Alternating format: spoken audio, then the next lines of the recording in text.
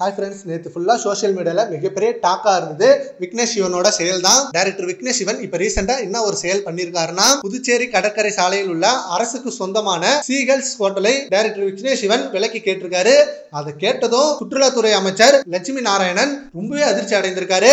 And விலைக்கு தர முடியாத பட்சத்தில் ஒப்பந்த அடிப்படையிலாவது தர முடியுமா அப்படின்னு விக்னேஷ் சிவன் கேட்டிருக்காரு. அமைச்சர் மேலுமே அதிர்ச்சி ஆகிட்டாரு.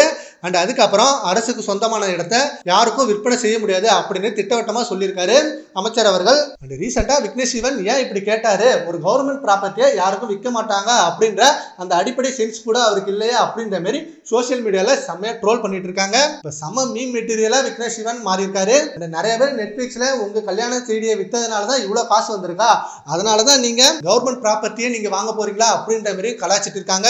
அண்ட் அவர் எந்த மாதிரி நோக்கத்திற்காக இதை கேட்டாருன்னு தெரியல.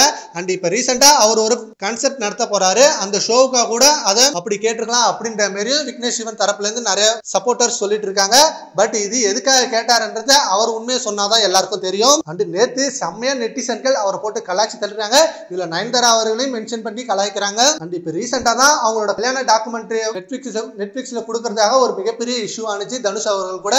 அந்த இஷ்யூ இப்பதான் முடிஞ்சு அண்ட் அகைன் சோஷியல் மீடியால செம்மையா மெட்டீரியலா மாட்டிக்கிட்டாரு. சரி, ஓகே ஃப்ரெண்ட்ஸ், விக்னேஷ் சிவன் செஞ்ச செயலை பத்தி உங்க ஒப்பீனியனை கமெண்ட் பாக்ஸ்ல கமெண்ட் பண்ணுங்க. Thank you friends.